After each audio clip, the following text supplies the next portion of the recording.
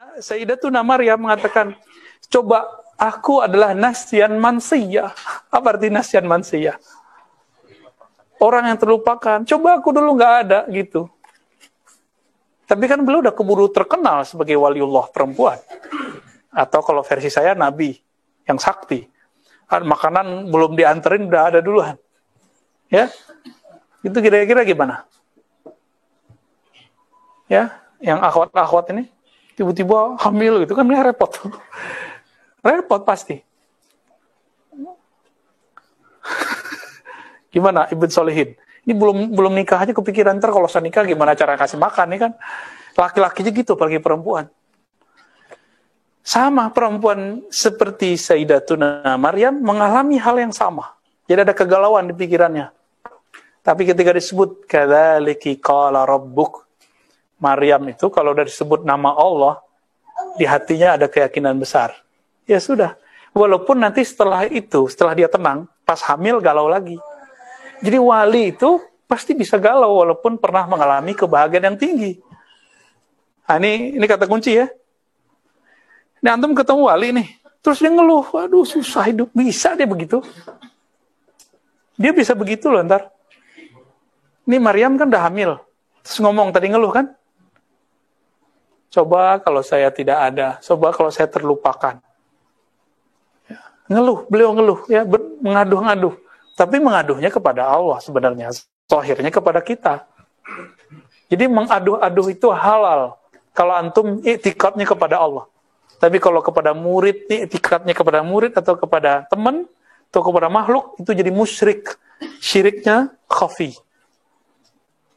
Saya minta tolong nih sama Daisna ini nih, dan saya meyakini dialah yang bantu. Ya udah musyrik, syirik khafi. Datang ke dokter, keyakinan bahwa dokter bisa mentaksir. Musyrik juga, syirik khafi. Taib.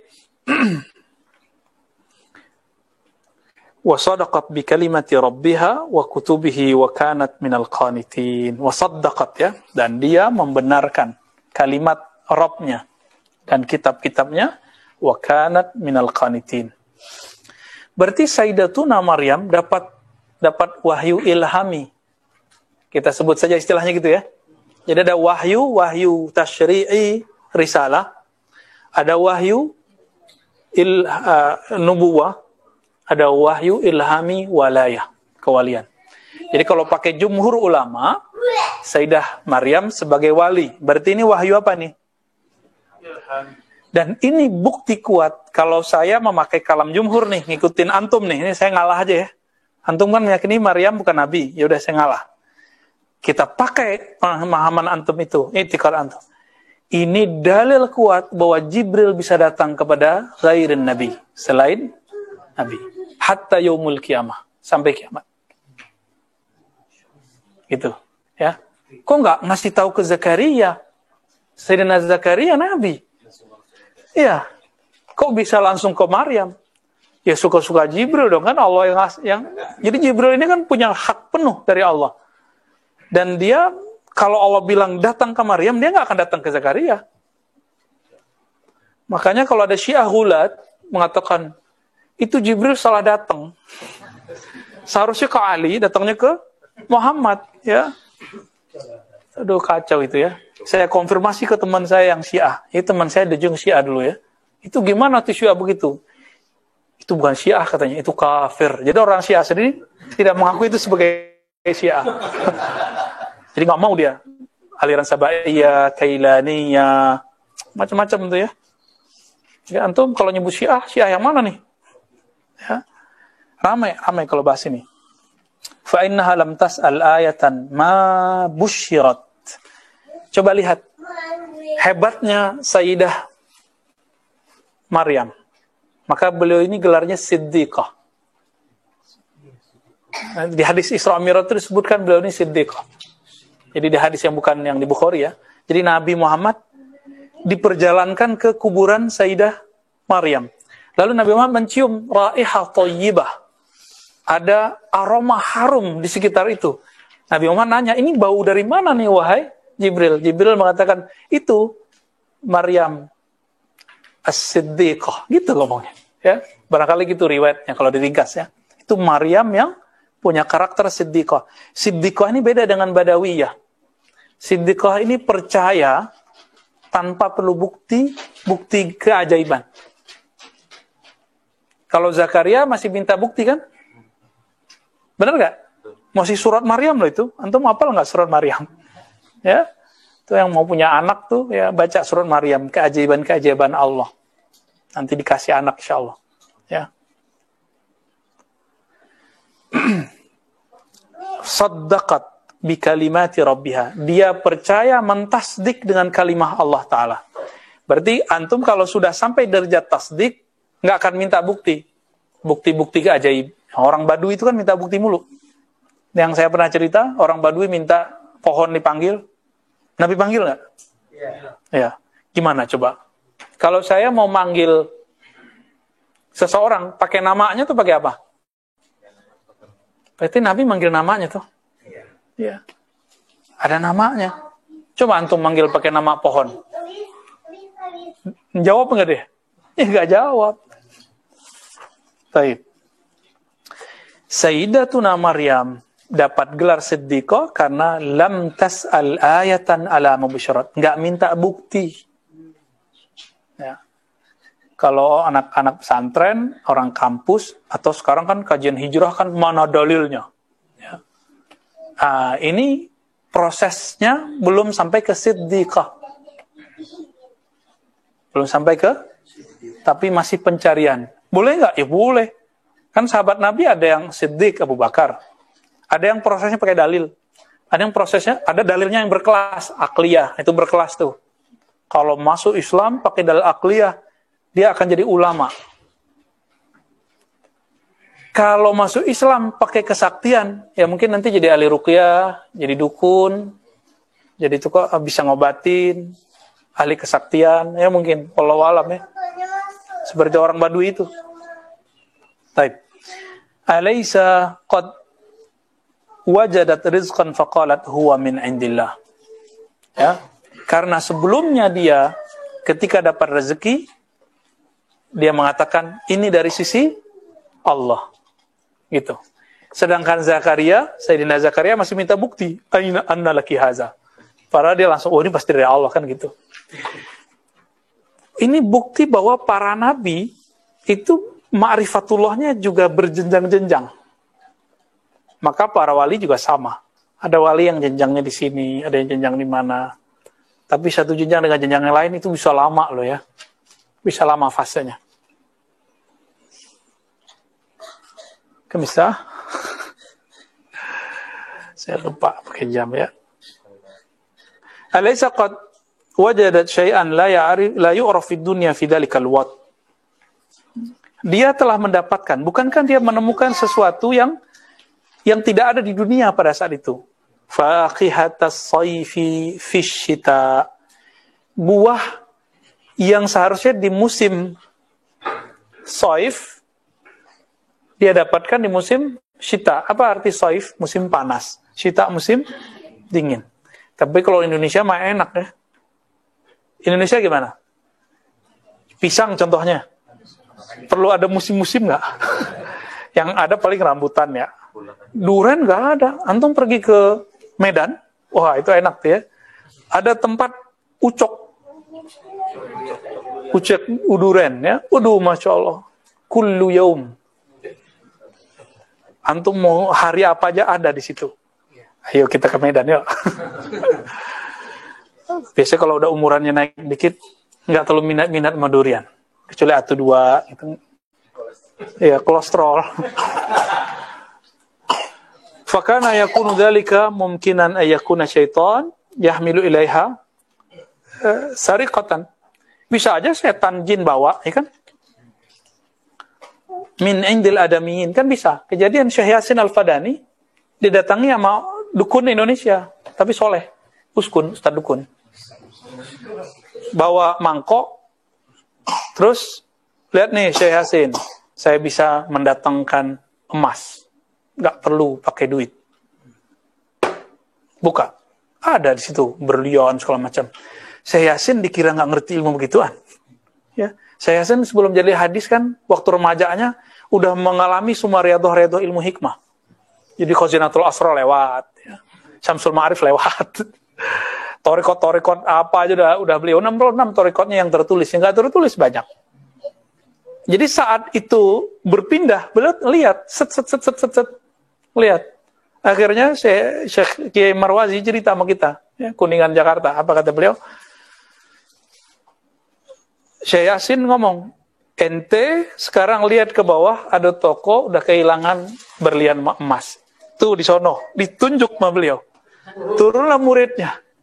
Bener persis itu kalungnya hilang, beberapa hilang. Disuruh balikin. Kun, balikin. Tutup lagi. Balik. Ini yang disebutin kitab ini. Tapi Maryam percaya bahwa itu langsung dari Allah. Ya. Apa nih sayang? Ini mau memikirkan kok. Ya, ini bukan dicuri setan kan? Fahal sabaqa ila qalbiha qad in hadha la'allahu min asy-syaitan yuridu an yukhdi'aha bimithli hadha alaysa qad ma'annat ila dhalika wa qalat wa huwa min indillah. Ya, ini salah ketik ini ya. Tapi dia ya di kolbunya enggak ada setan yang datang masuk dan mengatakan ini tipuan segala macam, tapi dia langsung mengatakan ini dari Allah Subhanahu wa taala. Fa in qala innal ladzi khataba Maryam alaihi salam bimithli hadzal khitab min al-ghaib malakun faqila fa innaha lam tara al-malak innama sami'at nida fa ayu shay'in haqqaqa 'indaha anna dhalika nida min al-malak fa hadithul malak min haitsu la yura.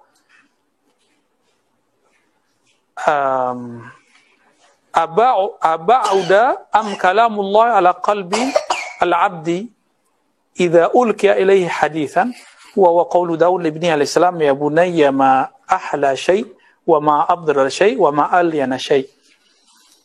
Ya, jadi ini ada syubhat yang didatangkan orang. Apa kata orang? Oh, Maryam itu enggak ngelihat Jibril, tapi dia mendengar suara. Ya. Kalau dia cuma dengar suara, masa dia ngomong walam yamsasni bashar? Ya. Jadi ini ditolak juga di situ ya. Qala dijawab, amma ahla syai' fa kalamullah. Idza qara'a afidatal awliya wa amma abrada syai' faruhullah tabaraka ta'ala bainal mutahabbain fillah wa amma alyanu syai' fa hikmatullah ta'ala idza basyara biha awliya'ah. Haddatsani bidzalika wa bil qala haddatsani bidzalika abi rahimahullah. Jadi beliau berguru aja sama ayahnya ya. Haddatsana qala haddatsana Ismail bin Subayh ay-Yashkuri an Sabah ibn Wafid al-Ansari an Sa'id bin Turayf ibn Tarif ya an Ikrimata an Ibn Abbas radhiyallahu taala anhuma ya. Jadi ada kalam dari Ibnu Abbas, ahla syai' kalamullah. Sesuatu yang paling manis adalah kalam Allah. Tentu idza qara'a fidatal awliya ya. Jika sudah masuk ke dalam wadah kalbu hambanya. Yang paling sejuk adalah rauhullah atau ruhullah. Rauhullah yang sudah Allah tiupkan antara dua orang yang cinta, saling mencintai. Wa ma'aliyanu syai' yang paling lembut adalah hikmatullah. Jika Allah telah memberi kabar gembira kepada walinya. Jadi ini kalam siapa? Ibnu Abbas. Jadi ini metode sebutkan matan duluan, sanadnya belakangan. Ya mirip-mirip kayak endnote ya. Wa yuqalu lahu aidan ma qaluka fi muhaddatsin basharin bushira ya. Fi muhaddatsin bushira bil fawz wan najah. Faqala rabbi ij'al li ayatan tuhaqqiqu li dhalika al khabar alladhi ja'ani liyanqati asy-shaq wal i'tirad. Faqala ayatuka an atwiya laka al-ardha hatta tablugha bayti al-haram في 3 خطوات وجعل لك البحر كالأرض تمشي عليها كيف شئت وأجعل لك التراب والجور في يديك ذهبا ففعل هذا. هل ينبغي له أن يطمئن إلى هذه البشرى بعد ظهور هذه الآية أم لا؟ فإن قال لا فقد عاند واجترى على الله وحلت به دائرة السوء وإن قال نعم فقد ذهب قوله واحتجاجه ظلماني. Nah, kita ringkas saja maknanya ya. Karena kalau diterjemahin satu kayak di pesantren kapan selesainya? Kayak kita terjemahkan dengan makna yang cerita versi bahasa kita. Apa pandanganmu mengenai orang yang dikabarkan nanti bakal masuk surga atau masuk neraka? Maka orang ini nanti minta, faja'al li ayah. Sebagaimana Sayyidina Zakaria meminta. Apa yang diminta oleh Sayyidina Zakaria? Ketika dia sudah tua, terus istrinya hamil. Maka dia minta ayah, minta tanda. Ya, tanda. Ini juga minta tanda. Siapakah orang ini? Dia kan nggak cerita siapa ya. Ya, saya curiganya dia sendiri. Al-Imam Al-Hakim Tirmizi sendiri ya. Apa tandanya kalau saya betul ahli surga? Atau saya menang? Atau husnul khotimah? Lalu datanglah kalam. Tandanya, jika engkau berjalan 3 langkah, engkau sampai di Mekah. Disebut toyul ard. Jadi istilah toyul ard itu melipat bumi bukanlah persoalan baru. Itu sudah ada sejak zaman dulu. Di Quran kisah Asif bin Barkhiyah. Itu penasehat atau mungkin tentaranya Nabi Sulaiman ya. Bukan berarti Nabi Sulaiman nggak bisa lakukan.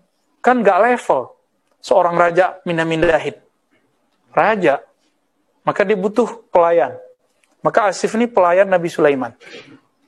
Sekejap mata pindah nggak? Pindah. Gimana cara Asif ya terbang itu? Ya. Diusut belakangan, Asif ini nur dalamnya nur kenabian. Nabi dia sebenarnya. Tapi dalam hukum ilmu akidah disebut wali. Jadi kalau dia nabi dulu, ada pewarisnya nggak sekarang? Ada. Pewarisnya sama mirip-mirip kayak dia juga, bisa pindah-pindah. Ya. Satu saat antum kalau beruntung bisa ketemu beliau itu. Bisa ketemu beliau. Tapi ingat ya, kita percaya bukan karena kesaktian, itu badui. Kita percaya min indillah, karena itu bersumber dari Allah. Karena kalau kesaktian, Dajjal lebih sakti dari Asif. Tapi Dajjal tidak lebih sakti dari Imam Mahdi. Ya. Apalagi Dajjal ketemu Nabi Isa, ya. Enggak lebih sakti. Jadi ini kabar buruk nih ya. Sekarang keajaiban, ilmu-ilmu hikmah, kesaktian itu sudah diobral belum di sosmed? Oke, sudah. Sudah ya. Ini adalah prakondisi fitnatut dajjal. Ya kalau versi hadis ini fitnatut dajjal sudah. Fitnah itu kan kekacauan. Nanti akan ambigu. Jadi akan muncul satu masa, kalau ngikutin hadis ini, karena saya nggak berani spekulasi, ngikutin hadis aja. Kalau hadis kan menyebutkan, Dajjal itu naruhu jannah, jannatuhu nar. Kan begitu hadis sahihnya. Sorganya neraka, neraka dia sorga. Airnya itu api, apinya itu air. Mengambil dari hadis ini, ketika dia menunjukkan kesaktian, itu sebenarnya sihir. Gitu. Sihir mutlak. Tapi sekarang berbaju agama, hati-hati. Mungkin berbaju ustadz, berbaju kiai, mohon maaf, mungkin kadang bersorban, kadang bawa simbol-simbol keagamaan. Sehingga nanti masuk ke alam bawah sadar manusia, wow ini yang saya mau cari nih. Ya. Dengan cara itulah nanti virus percaya dengan sihir. Sihir kalau apa bahasa Inggrisnya? Magic ya, ini Ustadz Ocit nih yang tahu nih. Magic ya? Ya, ilmu magic ini nanti akan menjadi pintu orang-orang yang suka beragama, suka dengan spiritual, tapi tidak melewati jalur imam-imam Ahlus Sunnah. Nah, kalau kita ngelihat riwayat hadis ini ya, kita nggak berani bilang masa depan gimana, kan itu bukan urusan kita. Ya. Kalau Nabi yang ngabarin, itu percaya nggak? Percaya. Ya. Jadi Dajjal itu nanti sekejap, 3 napas dia nyampe di Indonesia, 3 napas nyampe di Amerika, gimana tuh? Ya Asif kan juga begitu. Tapi hak membunuh Dajjal kan bukan Asif. Siapa? Nabi Musa aja nggak punya hak. Ada nabi malah yang masuk pohon dibunuh sama Dajjal kan? Itu Dajjal yang bunuh itu. Ya. Kalau diriwayatkan nggak disebutkan secara eksplisit. Tapi itu fitnah dia semua. Maka Nabi mengatakan, kullu nabiyyin, semua nabi anzara qaumahu, mengingatkan kaumnya dengan datangnya Dajjal.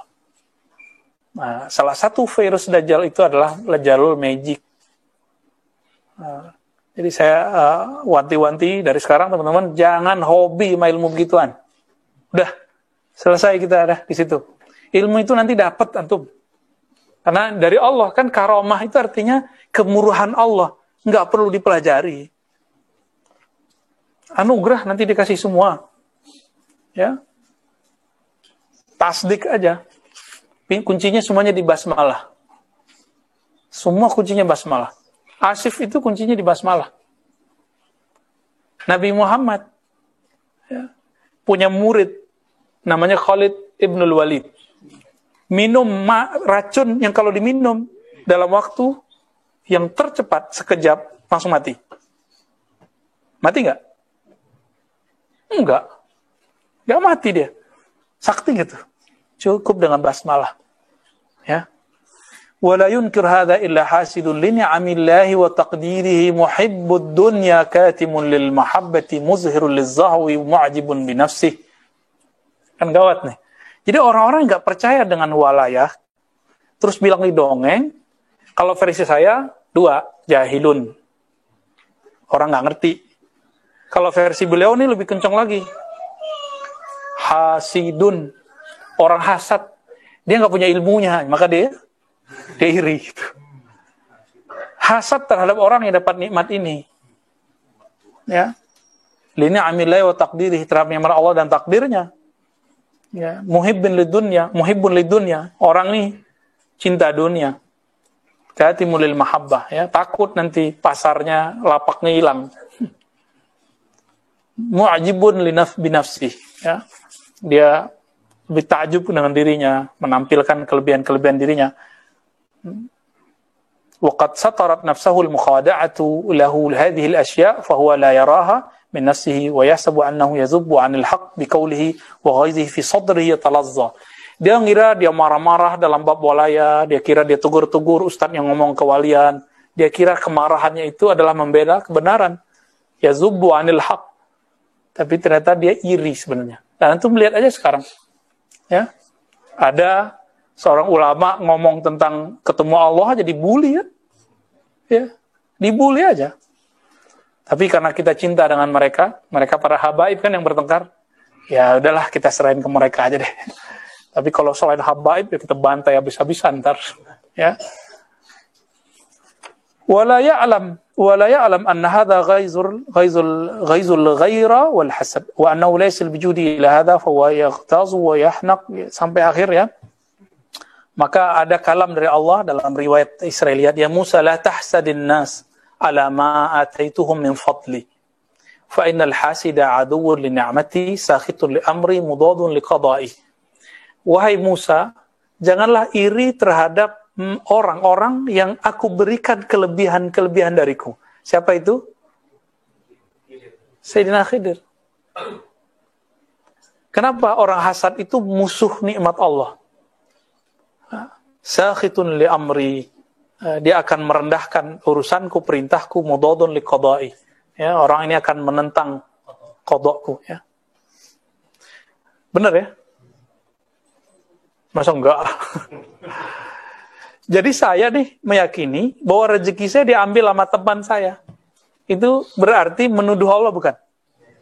Maka orang ini rukun iman yang ke-6 udah nggak lolos, gimana jadi wali? Ya, iman kepada takdir Allah nggak lolos ya.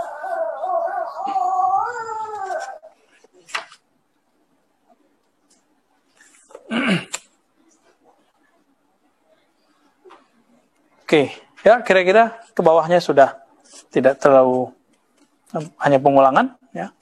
Kita sampaikan di situ. Gimana? Visual. Fadhal.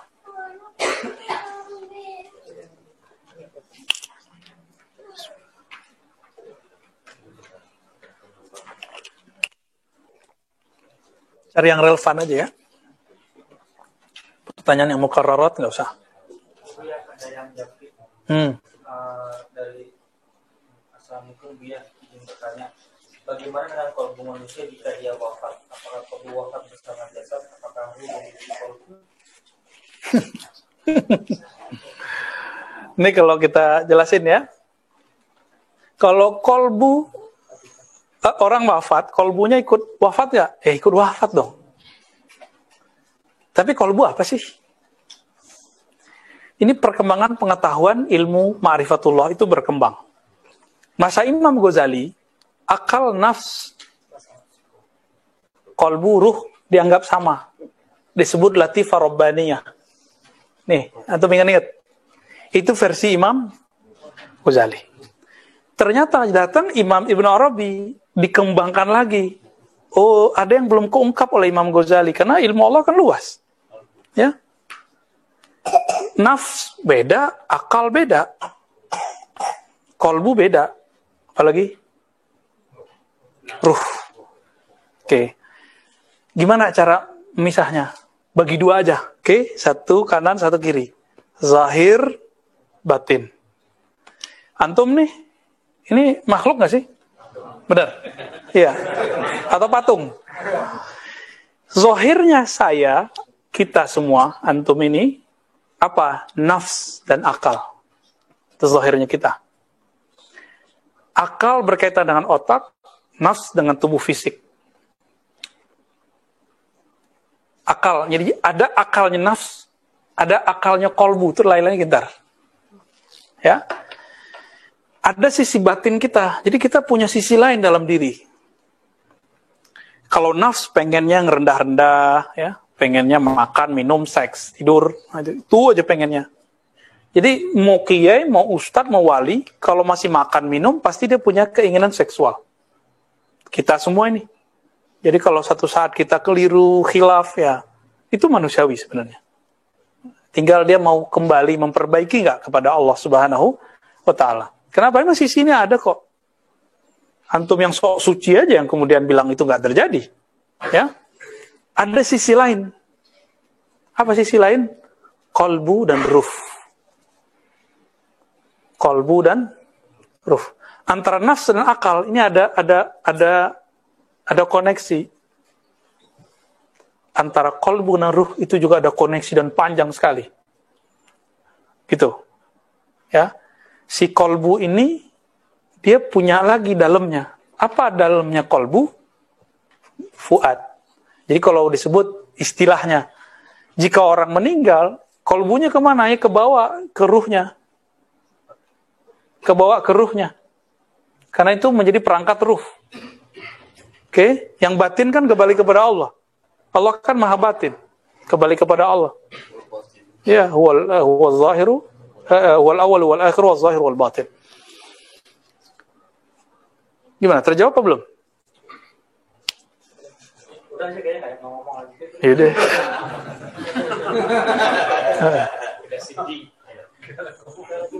Ya, betul. Assalamualaikum warahmatullahi wabarakatuh. Assalamualaikum warahmatullahi wabarakatuh. Assalamualaikum ya Syekhi, mal maqsud biqaul qulubuhum ala qalbi Ibrahim. Fi riwayah la yazalu arba'una rajulan min ummati qulubuhum ala qalbi Ibrahim alaihi salam. Yadfa'u Allah bihim an ahli al-ardi yuqalu lahum al-ibdal ilah. Al-masdar mu'jamul kabir littaqani. Syukran. Masya Allah, bacaannya lumayan ya. Jadi yang bertanya, ini kayaknya biasanya ikut Sahih Bukhari yang pakai bahasa Arab nih kayaknya. Ya. Ada hadis di Tabarani bahwa di antara hamba Allah itu kolbunya, kualitasnya kualitas Nabi Ibrahim. Nah, ini yang kita sebut tanazul. Saya pernah nyebut istilah tanazul. La tanasukha fi dinina, innama tanazul.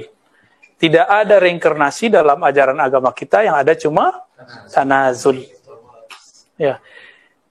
Imam Al-Hallaj, saya nyebut beliau imam karena saya tahu hakikat yang beliau alami. Ya.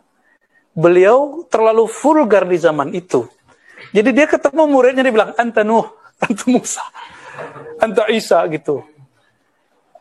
Kan gak semua orang dapat hadis Imam Tabrani ini, karena Al-Hallaj Dan Tobroni ini kan, ya waktu itu Mujam Tobroni belum kelar kan? Belum kelar kitabnya Imam Tobroni itu. Jadi riwayatnya belum nyampe ke orang-orang saat itu. Jadi ketika Halaj ngomong ente Nuh, ente Musa, dikira reinkarnasi. Wah, Siddiqin ini Abu Bakar kan? Nah, ini kayaknya reinkarnasi Musa nih, gitu. Reinkarnasi Khidir gitu. Itu kesalahan orang dalam memahami nas yang ada di masa Halaj. Jadi teman-teman, ilmu ma'rifatullah yang begini itu berkembang puncaknya zaman Imam Mahdi. Tapi ilmu syariat puncaknya di zaman Nabi. Al-yawma akmaltu lakum din. Din di situ din tasyri'i. Yang disimpan oleh Allah di kalbunya Nabi, dikasih ke Abu Bakar, Umar, Utsman, Ali, Abu Hurairah, Ibnu Abbas. Itu kan gak boleh disebar. Kalau disebar, digorok mereka. Tapi mereka bagikan ke murid-muridnya, ke Fatimah. Ya. Jadi kalau ada riwayat Mushaf Fatimah, itu bukan Quran.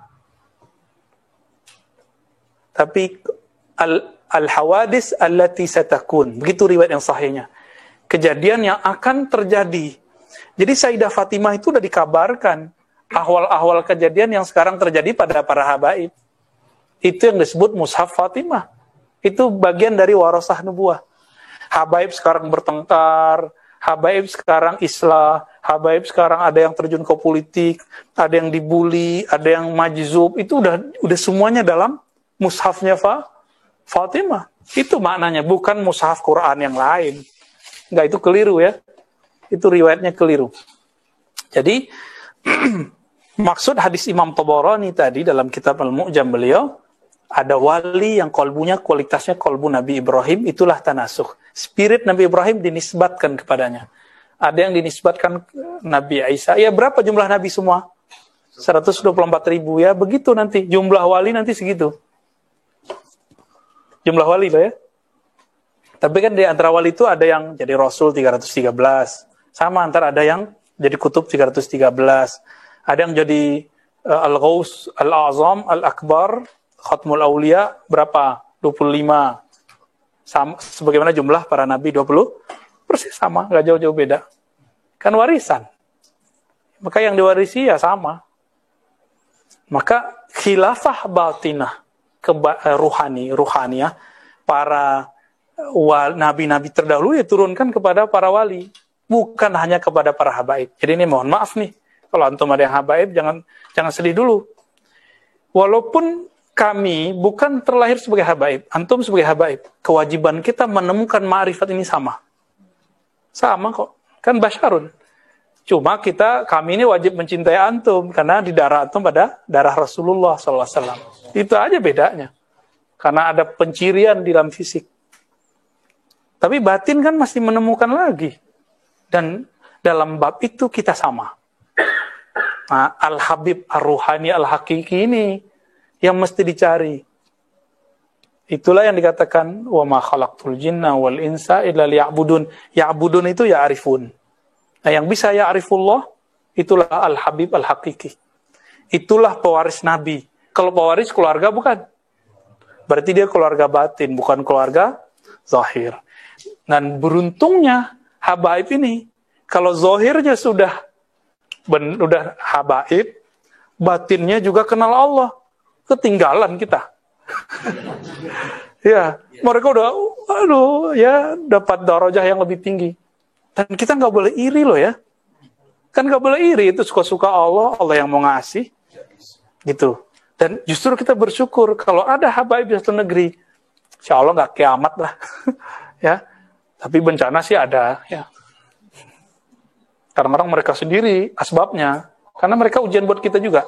Sebenarnya kita juga ujian bagi mereka, ya sama sebenarnya, sama. Jadi temukanlah warasah hakikiyah. Itulah Al-Habib Al-Hakiki. Tanpa mengurangi cinta dan hormat kita kepada semua para zuriat Rasulullah Sallallahu Alaihi Wasallam. Ya, udah azan. Itu azan palsu kali itu. Udah satu lagi ya. Ya. Assalamualaikum ya. Assalamualaikum. Terkait dengan masih hidup atau tidaknya Nabi Khidir, orang-orang salafi menggunakan dalil Quran surat Al-Anbiya ayat 34. Kami tidak menjadikan hidup abadi bagi seorang manusia pun sebelum kamu Nah, maka jikalau kamu mati, apakah mereka akan dekat? Bagaimana penjelasan ayat tersebut?